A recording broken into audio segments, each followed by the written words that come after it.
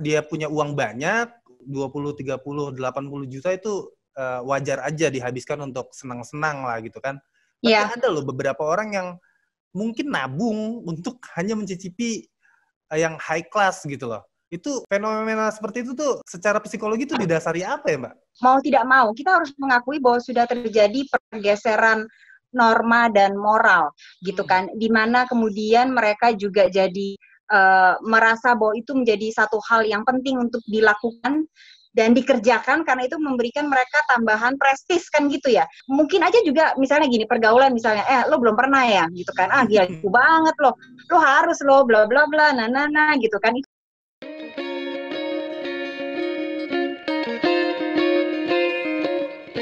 Datang kembali warganet di Tagar TV. Kali ini saya Eno akan membahas mengenai fenomena prostitusi di kalangan artis yang baru-baru ini menghebohkan publik ya. Untuk obrolan kali ini saya ditemani oleh seorang psikolog klinis yang juga hipnoterapis, Mbak Lisa. Selamat sore Mbak Lisa. Selamat sore Mas. Iya. Apa kabar? Baik Mbak. Oke Mbak, mungkin langsung aja kali ya. Mbak Lisa mengikuti isu kemarin yang rame-rame itu? Mengikuti banget sih enggak, tapi awal-awal dapat baca beritanya lumayan lah. Ya mungkin ini kali ya, saya mulai dengan sejatinya prostitusi itu kan memang sudah ada ya dari zaman dulu gitu, dari mungkin perjalanan peradaban manusia tuh dari awal-awal juga mungkin sudah ada gitu. Ya. Tapi kemudian akhirnya bergeser ke selebriti gitu, ke artis. Yang mana artis kan dikenal punya pendapatan yang cukup baik ya. Karena pada akhirnya dia mau menjual tubuhnya, katakanlah seperti itu lebih didasari karena emang demand-nya yang banyak, karena tawarannya yang masuk ke artis itu lebih banyak, atau gimana Mbak, menurut Mbak Lisa sendiri dari sudut pandang psikolog? Sebenarnya kan gini, kalau kita berbicara seperti prostitusi kayak gitu kan, itu kan memang adalah kebutuhan untuk mencari uang untuk hidup kan begitu ya. Gitu. Ada memang kalau zaman dulu mungkin lebih kepada yang karena kebutuhannya sangat mendesak sehingga harus dapat uang cepat sehingga mencari jalan tercepat yang bisa dilakukan dan dalam tanda kutip termudah yang bisa dilakukan gitu kan. Jadilah kemudian terjadilah prostitusi.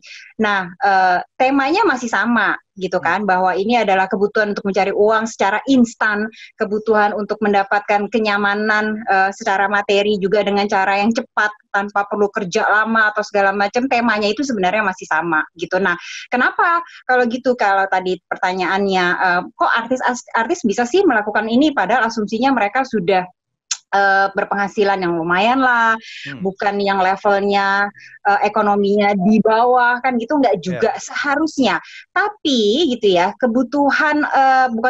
keinginan seseorang untuk mendapatkan instan itu sebenarnya bisa muncul dari mana saja, bisa di kalangan ekonomi bawah, bisa juga di kalangan artis gitu ya. Ketika kemudian mereka memang demand dalam arti demand mereka untuk hidupnya sendiri ya, bahwa mereka punya standar khusus bahwa nggak bisa tuh tas yang KW, tasnya itu harus tas yang merek tertentu yang memang original dengan harga berapa puluh juta gitu, misalnya demikian gitu kan, yang kemudian akhirnya tapi kalau nunggu hasil dari iklan kok kurang ya, tapi kalau nunggu dari stripping film misalnya gitu, kok ini nanti baru keluar kapan ya gitu. Nah, ketika kemudian kita punya pola gitu ya, karakter bahwa segala hal harus terpenuhi secara instan saat itu juga, kadang-kadang individu itu bisa mencari jalan keluar terdekat dengan cepat ya, seperti prostitusi ini tentunya. Jadi ini lebih kembali lagi ya karena faktor materi itu tadi ya, sejatinya seperti itu ya. Iya, gitu. Yang menarik adalah ini menurut pengamatan Mbak Lisa sendiri, ini lebih cenderung datangnya dari arah si pengguna dalam arti pria hidung belangnya gitu, atau justru dari si pihak artisnya sendiri. Kalau menilik dari fenomena mungkin tadi pergaulan ya, sosialita dengan kebutuhan tas branded atau untuk gengsinya si artis itu sendiri. itu lebih cenderung lebih berat kemana? Dari ajakan dari si pihak pengguna atau justru dari artisnya sendiri? Kalau Mbak Lisa melihatnya seperti apa? Iya, sebenarnya kalau buat saya sih sama aja ya, gitu. Penggunanya memang akan selalu ada yang seperti itu, di mana tadi sudah dikatakan ya, yang kayak begini mas sebenarnya dari zaman peradaban kapan juga sudah ada kan gitu kan. Jadi dari sisi ya dalam tanda kutip penggunanya itu juga memang sudah ada gitu kan.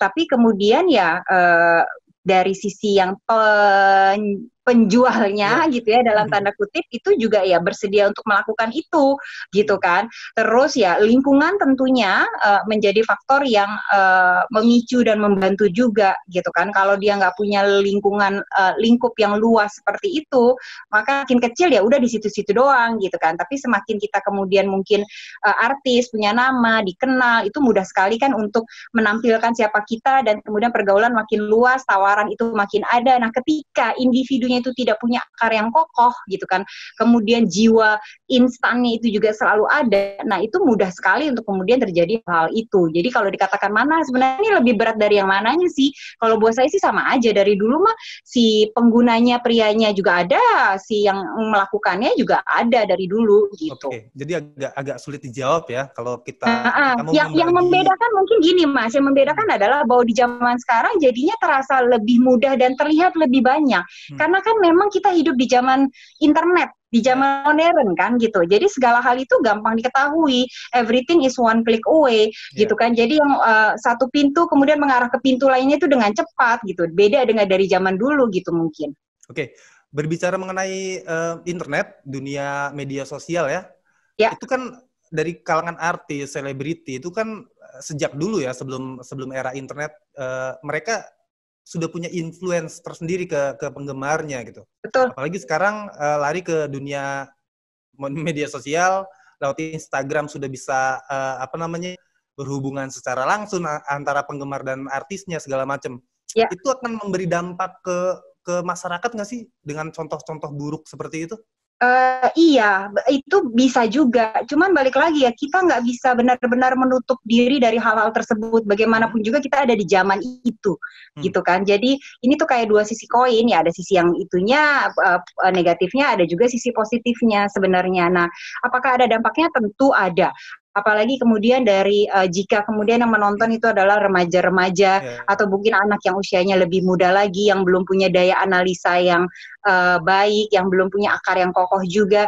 Jadi ketika muncullah berita-berita seperti itu, kemudian habis itu dari Instagram juga, dari portal-portal berita lainnya dengan mudah, itu bisa saja kemudian kayak memberikan ide, oh ya kayaknya itu gampang tuh dapat duit dengan cepat, kenapa aku nggak kayak gitu? Nah itu bisa juga. Nah cuman kan balik lagi, gimana kemudian mungkin keluarga, sekolah gitu kan, mencoba untuk memberikan penyeimbang akan hal-hal itu dan memberikan akar yang kokoh juga gitu. Nah balik lagi kemudian kepada artis-artisnya juga gitu, misalnya public figure-nya ini gimana caranya mereka punya akar yang kokoh misalnya dalam kondisi yang seperti ini, yang everything one click away, karena bisa aja tiba-tiba muncul DM itu sesering mungkin kan. Betul. Gitu bisa aja.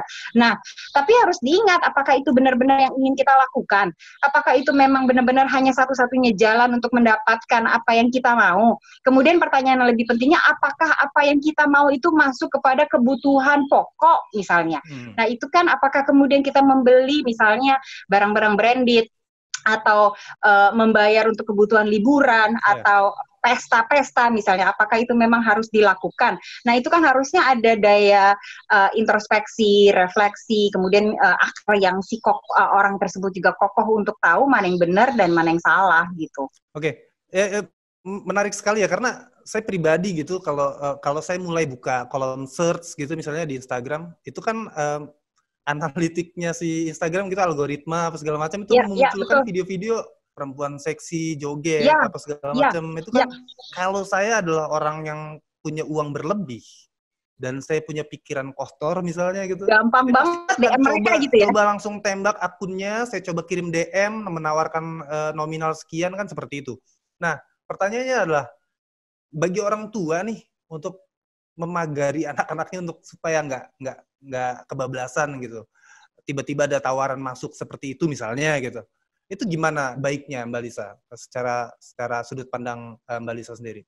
Iya, kalau kita berbicara mengenai psikologi keluarga gitu ya, memang komunikasi itu menjadi penting dan komunikasi itu sebenarnya itu dipupuk, dirawat, dijaga, dibuat pola yang kokoh gitu kan, itu sebenarnya semenjak sudah dari anak-anaknya kecil, dari bahkan dia masih bayi diajak ngobrol, dari TK gitu kan, playgroup, SD, SMP dan seterusnya, sambil terus-terus diingatkan bahwa kalau ada apa-apa cerita ya nak, kalau ada apa-apa kabari ya nak gitu. Nah itu terus-terusan, dimana komunikasi itu tentunya tidak hanya orang tua menceramahi, tapi juga mendengarkan cerita anaknya. Kadang-kadang anak tuh menjadi malas untuk cerita sama orang tua karena kamu pasti begini ya. Terlalu itu yang kadang-kadang membuat anak itu juga menjadi enggan untuk bercerita.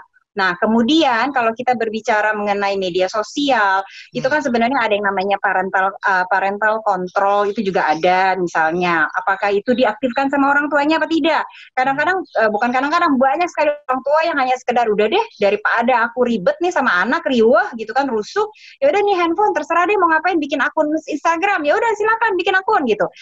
Nonton YouTube, ya silakan nonton YouTube gitu. Tapi tidak ada parental controlnya, itu satu. Yang kedua, kemudian mungkin tidak ada cek dan recheck setelahnya. Kamu tadi nonton apa nak? Gitu misalnya. Terus anak-anak yang muda-muda itu orang tuanya tidak punya akses, diberikan kebebasan penuh, padahal sebenarnya masih harus dalam pantauan orang tua. Misalnya oke lah, kalau misalnya mereka sudah akses ke Instagram misalnya, tapi mungkin itu masih link dengan Instagram orang tuanya. Orang tuanya harus rajin untuk ngecek-ngecek apa sih yang terjadi di DM-nya, apa sih yang terjadi komen-komennya gitu. Kan ada orang tua yang kadang-kadang enggan juga, entah sibuk, entah apa untuk melakukan itu, atau bahkan alasannya gaptek, nggak ngerti gituan. Nah, orang tua itu harus mau untuk belajar yang kayak gitu. Karena kenapa? Nanti udah umur 18, 19 tahun, itu udah susah untuk masuk ke ranah tersebut, karena mereka sudah masuk ke tahap individu dewasa, di mana mereka punya privasinya sendiri. Nah, itu sebenarnya sesuatu yang harus dilakukan dari kecil. Ya, mungkin ada satu hal lagi yang mengganggu saya secara pribadi, itu adalah undang-undangnya itu sendiri. Karena selama ini ada kasus-kasus seperti itu, selalu pelakunya, si perempuannya selalu masuknya sebagai saksi dan tidak ada akses untuk menjerat secara hukum gitu, karena memang undang-undangnya tidak ada. Itu juga mungkin akan mempengaruhi nggak sih ke generasi muda yang berpikir melakukan hal itu, easy money, resikonya minim. Paling resikonya hanya malu gitu kan, dan itu sudah diberi contoh oleh beberapa gitu kan. Yang kemarin dia malu pakai tutup muka, minta maaf di depan publik. Setelah itu dia kembali lagi di dunia hiburan, seperti tidak terjadi apa-apa gitu. Mempengaruhi orang, anak-anak muda terutama gitu, 20 atau 22 tahun. Itu easy money, resikonya kecil, itu bagaimana itu Mbak?